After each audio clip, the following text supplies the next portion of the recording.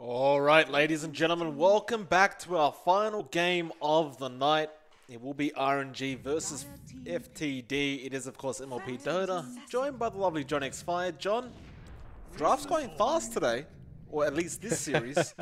PA Yeah, they're coming not up. waiting around. Yeah, Ah, tell me about it. PA, Void, Lich. I mean, it's a pretty brave PA for Royal Never Give Up. Usually we see this in conjunction a lot with the Magnus, but they banned the Magnus out themselves. They pick up that PA first. It's strange seeing a PA first pick, Mike. I just don't understand when you do it, but looks like it's something RNG definitely want to pick up. And FTD was just ready. They pick up the Void. They have the Lich, great control. It scales into the late game quite nicely. As a PA, you're gonna have a hard time really killing anyone off with that insane frost armor reduction. But on the other hand, RNG now with that dazzle pickup just means when PA goes all in, you can't really stop her for quite a fair bit. That shallow grave will keep her up, and in conjunction, the bad juju minus armor is gonna really help the PA dish out the damage. It's just that lich frost armor I see is gonna be a bigger issue for this PA, Mike. It certainly seems that way. We have seen both these teams. There seems to be quite a large influence in making sure that teams get PA right now. A lot of teams seem to really enjoy it, and I mean, we saw it the other day. Once you get to that point where you've got a few core items up and you've got 3 stifling daggers, it's so hard to contest because your supports are losing at least half their HP every time that dagger hits them. And God forbid, there's a cleave available like a Battle Fury or the Empower, because suddenly you can't stand next to each other. But, we have seen, even without the Magnus, they seem more than happy to just go for a Battle Fury first and then go from there. Yeah, we've been seeing that in a lot of heroes. The PA faces Void has been built up like that as well. So I guess it's pretty safe to pick it up and ban the Magnus, of course. FTD does go with a FV Phoenix combination, very potent. Chronosphere and Supernova going off, and you have Lich as well, slow him down, throw out the Chain Frost to make it a bit more chaotic, and you have very good team fight coming out from FTD. Like, really good. Right now, RNG's team fight really not there. I mean, it's really single target with a PA and a Dazzle. So if you're going to want...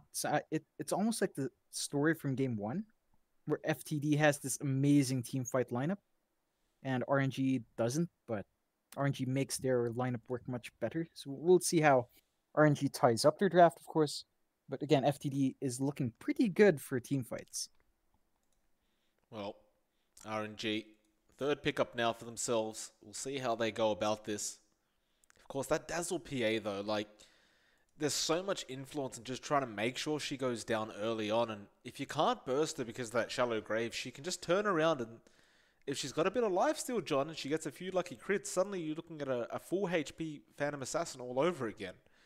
It's one of those heroes where it can be very devastating like that, and RNG, they will pick up the Silencer as well, and perhaps they plan to show FTD how to use the Silencer against these big team fight heroes. Yeah, it does look like that. I think it's a really good pickup for RNG. The one issue I have with their lineup so far is that they lack control. No real stun coming out from them. No way to stop the TPs, no way to stop any channels. So I'm a bit worried in that sense, as their support duo just really lacks control. But I think in terms of that team fight, it is pretty good to break that combo up with a silencer. So you're going to have to be really careful when going in as FTD, because once those big team fight ults are taken out of the equation, PA will eat through you fast if you don't have your Lich around to give you Frost Armor. FTD, fourth pickup now. They are using a lot of time for this. Mind you, they have plenty of reserve time anyway, so you may as well start using it up.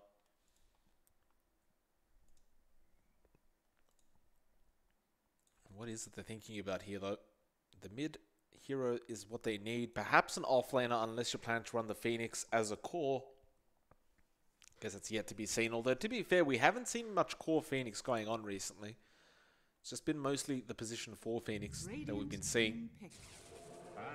Yeah, and with that Axe pickup, of course, that definitely means the Phoenix will be in that position 4. and it really ties up the control that FTD's lineup has.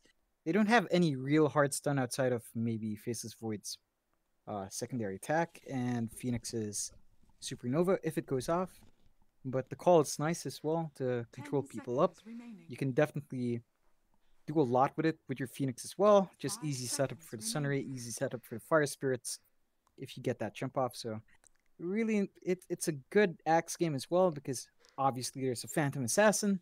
She does a lot of damage, but when you call and have Blade Mail, she's probably going to kill herself first. That is true. Yeah, FTD looking pretty good right now. RNG need to mix it up a bit. It feels like they still feel very lacking in that team fight. It's just all this single target, all this keeping the PA alive, but you don't want to put all your eggs in one basket like this. How do they plan to turn this one around?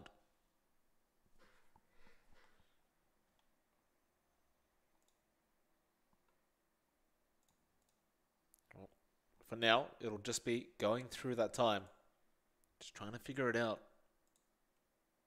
They do lack a fair bit of team fight. I feel like you want to have something in the offlane that can pick up that slack, but they've banned every big offlaner so far, Mike. For RNG, they banned the Brewmaster themselves, they banned the Mag, they banned the Centaur, Sand King, Doom, but they take out the Doom. They take out the Outworld Devourer. Now, again, this is a hero I love to talk about, Mike, and I feel like that laning phase is amazing. It's a bit harder to play. It has a higher skill ceiling because you have to know when to turn on your reworked Essence Aura, basically, but it's very potent, and I think against For the Dreams lineup, it's going to do a lot of work. 10 seconds remaining. We'll have to wait and see, John. It's still a lot of single target though. Like you look at FTD, they have so many ways of team fighting. So many things you have to watch out for. You've got the Chrono, you've got the Lich Ultimate, the Chain Frost, you've got that Phoenix Egg you have to focus on, and there's an Axe Call still sitting there waiting. RNG. They took the first game, I wouldn't say convincingly, but most of the time it was to their advantage. They close this out. They'll go for the Conqueror again. I mean, we have seen this hero being picked up a lot, especially when you've got all this team fight on the opposing side, just because that boat buff that you get, it just feels like you're doing no damage to all the heroes that got the run buff. And, well, I suppose FTD, what's their last pick now? Does look like they kind of lack a mid laner. I'm not sure who exactly on RNG is going to be in the mid. Of course, they've been running Kunkka mid, but in this case, you know, OD is a classic mid hero, and PA can also go mid. You can really rotate any of these heroes into any lane, and it kind of works out. So I'm wondering what FTD picks up here for their matchup, and if we're going to see that same situation as in game one, where, you know, you just had people going around switching lanes all the time, trying to find the ideal matchup. I'm curious as to see whether that will happen again. FTD, 45 seconds reserve time left. They still have a lot of time to think about this.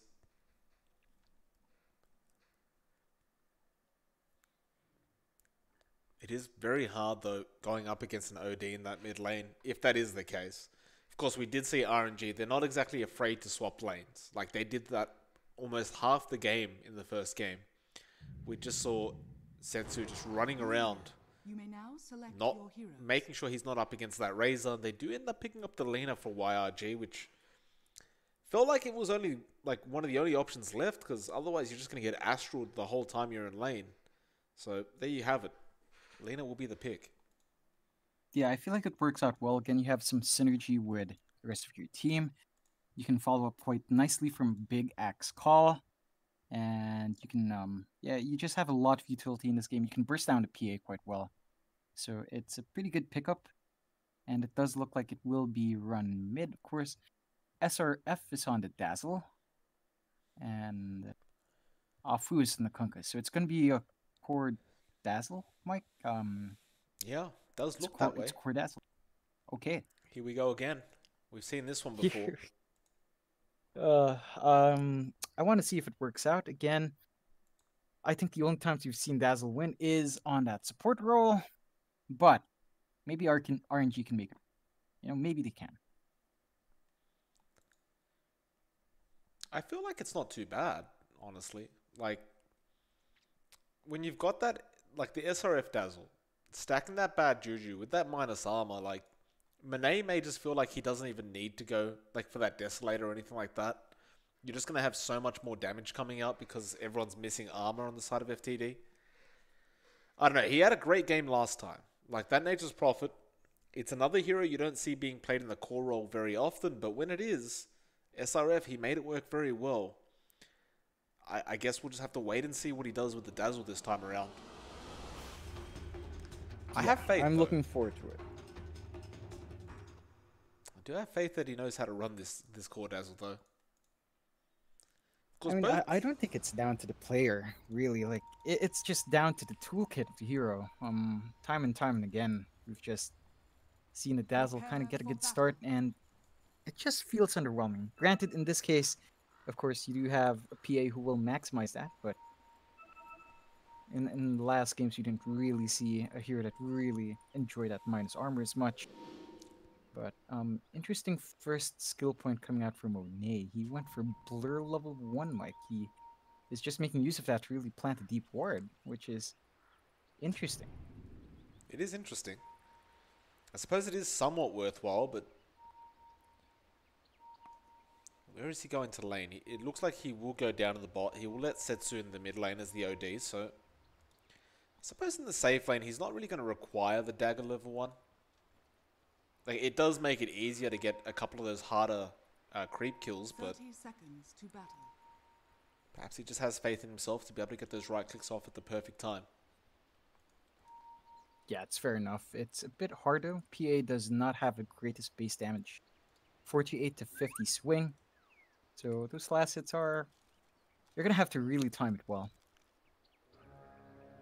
Of course, these are pro players, Mike, so... Yeah. They probably know. You'd hope so, John. Bot lane.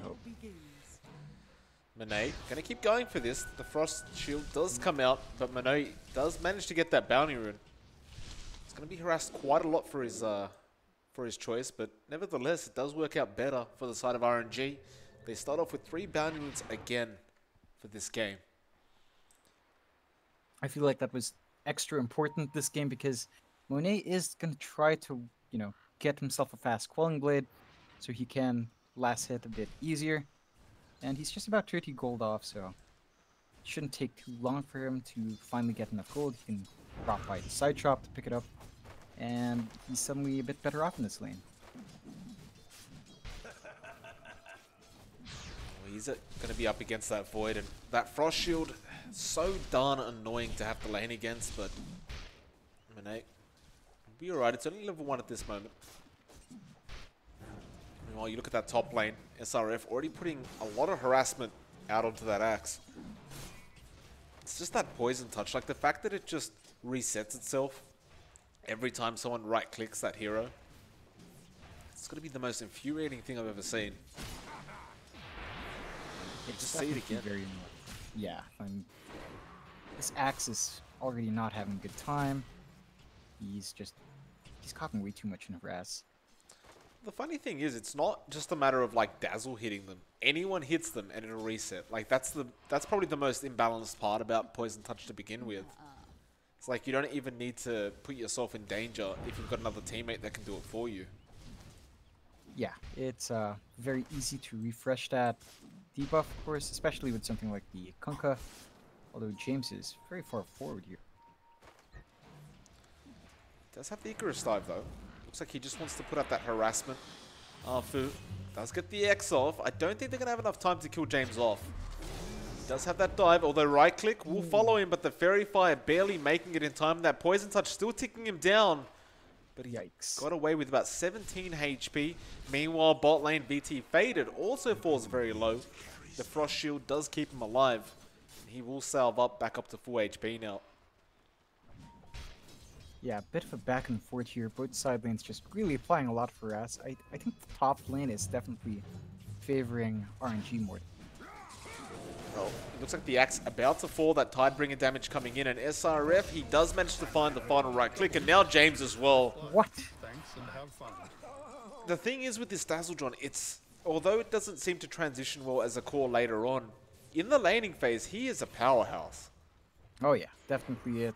We mention this every time you see the Dazzle. Of course, it's really strong in the lane. You apply a lot of harass. And this Axe is definitely not having a good time, Mike. I mean, he just TP'd back in. His HP's down to half.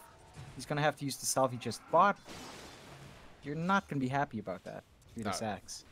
And that's why he's got 8 tangos and a salve available on him right now.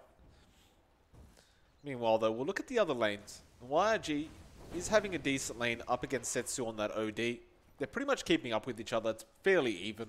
Looks like Setsu did manage to get a few more denies, though. But either way, like, there's no real way for them to kill each other. Even if they do go, like, later on up until that level 6 or 7 mark. The bot lane, QY, pretty easy target. Dagger. Not going to be thrown up by Monet quite yet. That Frost Shield, just going to be too annoying to chase the Lich now. They'll just let that go. Though Seb gets slowed down. But it looks like there will be no kind of chase onto the silencer. They'll just leave him alone. VT Faded will continue hitting up on some creeps.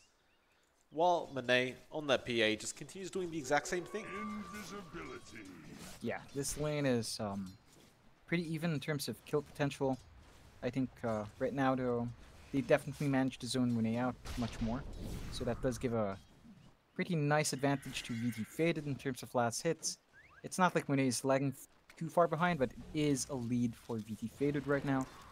And as a PA, you do want a good start, right? You want to be able to farm fast. If you're going for that Battle Fury, you want to hit a decent timing because you need to come online fast as this hero. So, you know, anything that slows down Monet is very beneficial for FTD. Killing spree. Well, as I look away from that top lane, SRF, again, finding James and now the Axe being chased down. Poison Touch was on cooldown anyway, so they couldn't keep going for this Axe, but John, he's almost out of regen again. He's got 3 tangos left and no salve. Meanwhile, QY is in trouble. They will get the banner in bot lane, but he loses his life for it. But back to the Axe, like, he's got basically no regen left. Yeah, it's going to be a hard time for this Axe. It's probably one of the hardest Axe lanes we've seen so far. Usually you see an Axe pretty much dominate or draw even. In this case, it's just a total wash. They are going to try to get the kill on SRF now, though. Yep. Question is, can they? The Poison Touch comes out. He has got a heal, and he does do a fair bit of damage with that. And now the body blocks coming out from Arfu are quite nice. James may have to give his own life away for this kill. And I say that, but SRF is still running away, and he's got another heal available. Shadow Wave will come out. One more right click may do the job for this Axe, but he will get the call off just in case. Arfu finds the trade, and SRF will end up finally going down. But you've got to call that worth it. Like, you lose the Phoenix, but who the hell cares? Like, this Dazzle needed to die. Yeah, and that's a lot of gold going the way of our Axe. That was 500 gold in total going his way just from that one kill. And that definitely helps. He was having a rough time in lane, so there you go. Nice bit of recovery for him. And he's now pretty much a level ahead of SRF. Half a level ahead. So he's 5, SRF halfway to 5. And that should help him a bit in this lane, which has been very rough. Sep ends up losing his life just to QY, who was by himself, although QY now getting jumped by Monet. He does have the Frost Shield available, and with that, Monet cannot make this chase. In fact, VT Faded's there as well, just to provide some extra harassment. Gets a lucky bash in there as well. There's another lucky one. VT Faded, he won't chase for more. It's a bit too RNG based, it feels. And he didn't have the chrono up yet. Yeah, nice way of shoving out Monet again. If you slow down this PA's farm, it's going to have a cascading effect if you keep them down. Because, you know, they tend to rush those Battle Furies to farm up. If they can't get that, then they can't really teamfight as well. So it's going to be a bit of an issue for Monet if he doesn't get this splendid start. He is behind. Not a huge amount, but behind enough that it's noticeable. Well, certainly so. Everyone, all lanes, like you wouldn't really call any lane one per se. I guess like bot lane you could say the Void came out on top, then at top lane you can say the Dazzle came out on top. Which one translates to a better late game? I imagine is the Void, but You never know. Again, this is an SRF Dazzle. We haven't seen it yet. We don't really know what his itemization is going to be like or what to expect. Though he is going for what looks like the Necromonicons first up. Yeah, that's fairly standard from the core Dazzle we've seen. Really trying to play around that bad Juju reduction, of course, so the uptime on that, the uptime of your Necrobook is pretty high. So you do kind of want to shove out lanes with that and try to take objectives. We do see a rotation coming in from YRG. Selena makes it to the bot lane, but decides better of it and goes back towards mid. Meanwhile, top lane, though, the Axe has found himself in trouble. Fu will connect the Torrent, and SRF still has the Poison Touch going on this Axe. It hasn't disappeared yet, and he will end up dying with it as well. Now, we see James come back in, but he's got hardly any HP. He's forced to Icarus Dive out of there, though. Manet, not in range for the dagger. He'll let it go, and it looks like BT faded. Ended up finding a trade in the mid lane where they actually ended up getting the Setsu on that OD. It looks like they did have to commit the Chrono for that. So at the very least, for RNG, it's just one here they lose. On the other hand, this is really good utilization of your Chronosphere. Again, you want to make sure you utilize that spell every time it's available. And getting that nice kill on mid is definitely a very big win for FTD. Well, they're going again top lane, though there are many rotations coming out this time around, and Arfu probably will end up sacrificing his life for the sake of the team getting out. He's trying to be a pain in the ass about it, but he does end up finally going down. The Culling Blade will get the job done from the Axe. Though, it does feel like if those rotations didn't come in, that Axe just would have been dead all over again.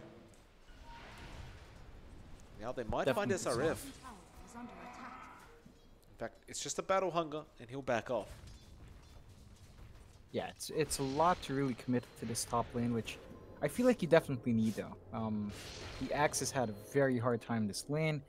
Just got his Tranks. It's been a while since we've seen Boot's first Axe, but it's coming out in this game.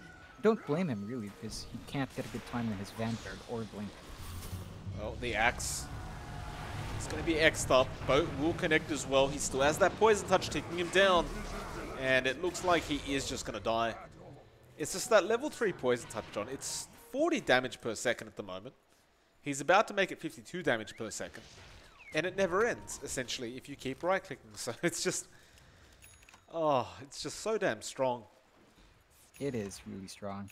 And the fact that it stacks now, so if you keep it up and then get another instance of Poison Touch on, it stacks. It's kind of dumb. Icarus Dive. Stacks. Oh. You can't Icarus Dive while there's a last word on you, John, because you can't actually make it so you stop at a certain location, because you are silenced. We saw the Phoenix, he did try to go for that, but fortunately for him it does not work out. Yeah, bit of a shame. Again, I feel like FTD's lineup does have a few holes in this draft right now. James is going to hit that 6, which is going to fix that hole, but I do believe once you have that Supernova up, you are going to try to find RNG. You're going to need to smoke up, try to get a pick off on Monet or Setsu, and force the issue. You have really strong team fight. Try to make the most of it and slow down this game.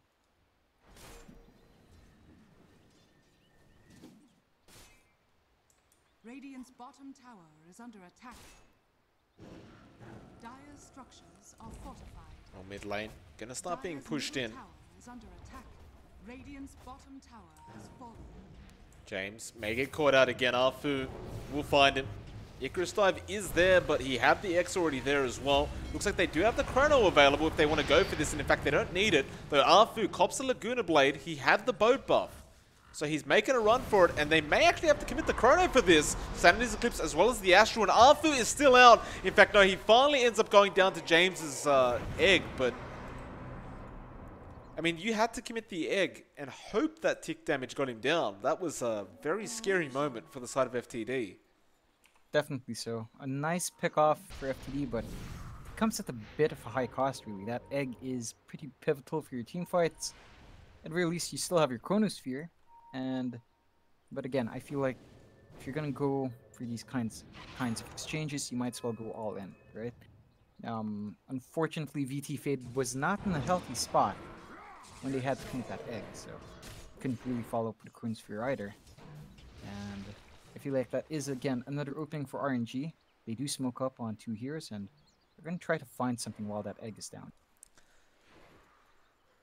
Well, while that poison touch is available, I don't see James really getting out of this. Especially because they do have Arfu there with the X as well. And yeah, once that X is really landed, James understands he's dead. It's just a matter of who gets the kills. This time around, again, SRF will pick it up for himself. And now he is 5-1 with 3 assists on this Cord Hazel. Not to mention the Necro Monicom book did come up. Though it does look like he'll change his mind and go for a Solar Crest rather than chasing for the level 3 book. I suppose that's fair enough. He switched it back to the Necronomicon as he said that, Mike, so...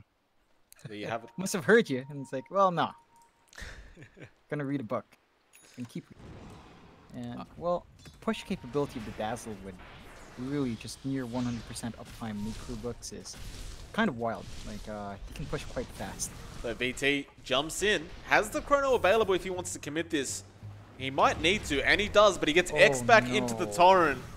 Now he jumps back in. Shallow Grave is up. SRF, he will not actually use it. There is an axe there anyway, who can just go through that.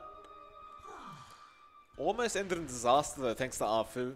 I'm a bit shocked to say he didn't throw the boat out, but I guess he just thought it was a waste and rather just held on to it.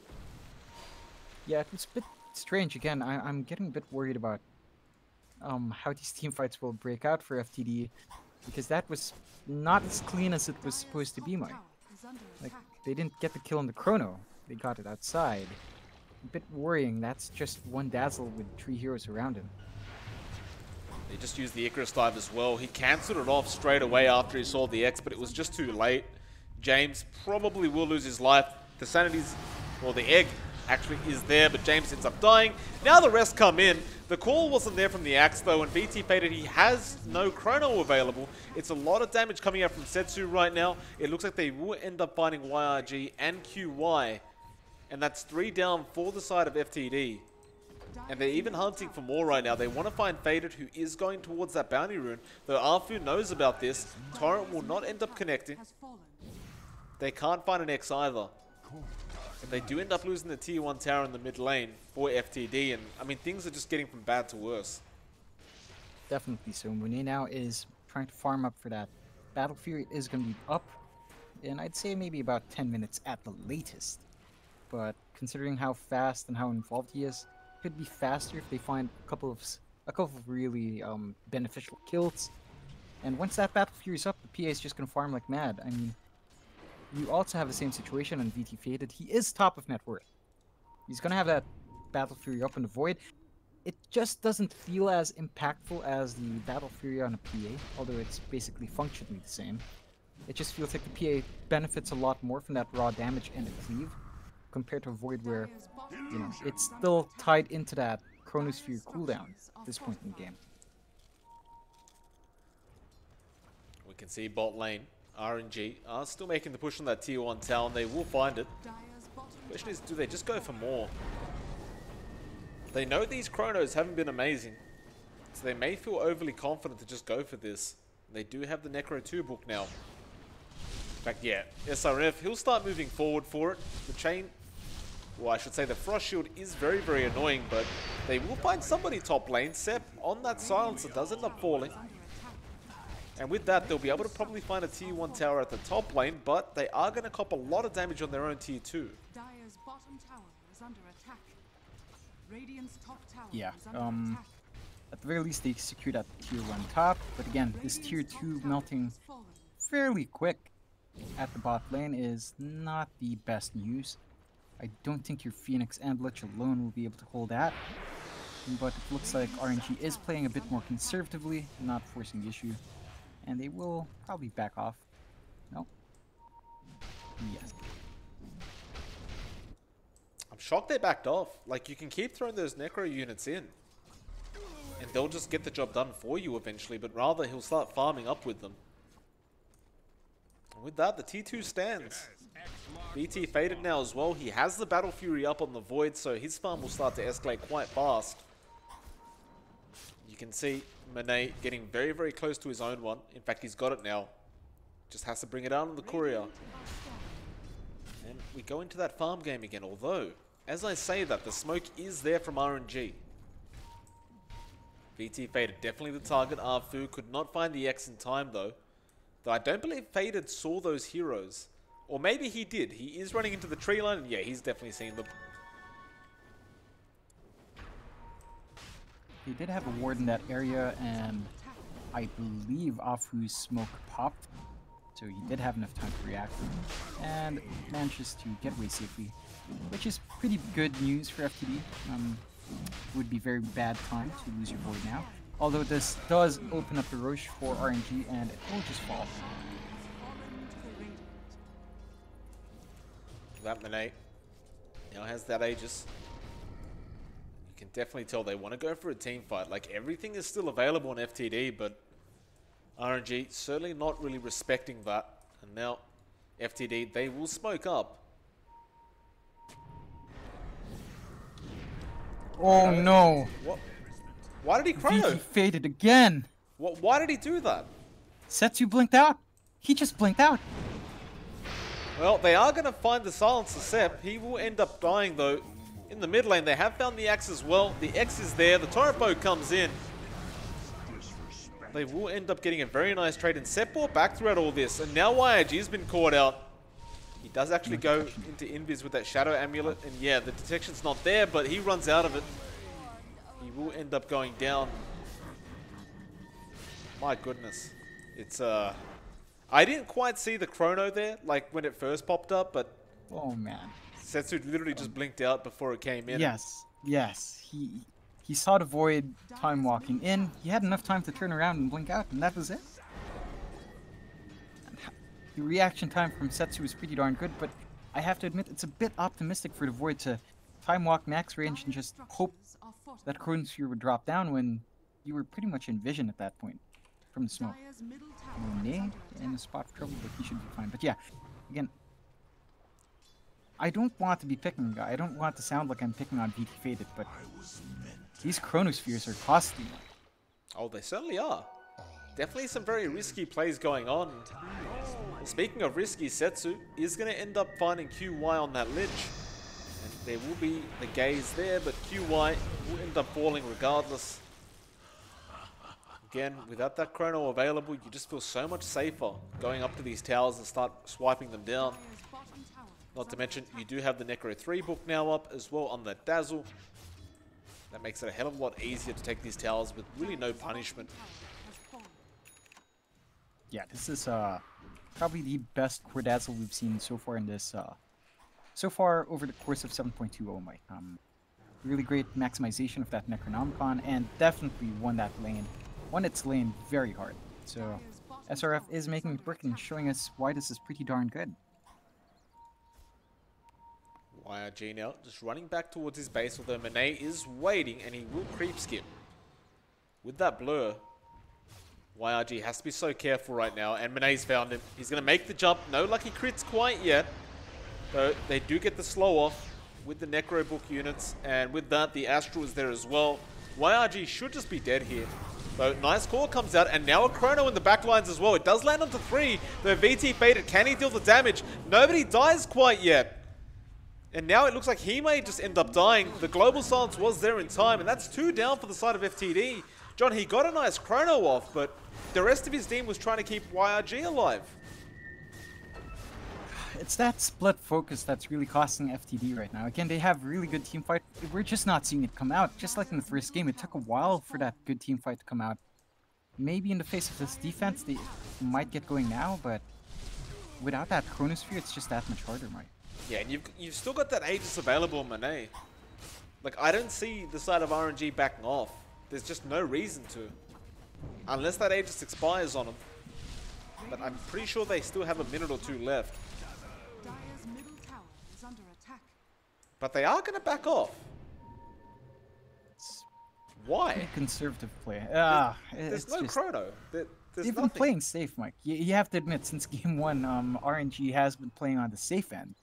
Oh, I appreciate that. Well, they are going to find QY. QY just runs into the jungle. Like, now BT Faded comes in. Nice call is there by Axe, and now the Supernova comes out. This doesn't look great for the side of RNG. They will find Arfu at the very least, and now FTD, well, they're actually falling a couple heroes themselves. The Dazzle being chased down. Monet is clearing through them. James, no, he'll go for the Axe instead, and he does find him. Now, Setsu does find the Astral Imprisonment on BT Faded. They end up finding the Phoenix as well by the looks of it. Faded still trying to make a run for it. Does have, well, he's dead anyway. And they're still chasing the Phoenix, but Sepp ends up fighting with the last word. I mean, I feel like they made a mistake by backing off through that mid lane, but then the thing is, FTD literally gives them a gift of running up that high ground. Like, you probably should know exactly where they're going to be if they backed off from the mid lane. Yeah, again, it's a bit strange from FTD. These the moments they choose to go in is just awkward. At very least, when their Void respawns, they're going to have Chronosphere. They're not going to have the egg, but I don't think anything's going to happen for the next 30 seconds. It looks like RNG is just kind of content choking them out and farming up their jungle, making it really hard, finding pickoffs before really dedicating themselves to anything yet.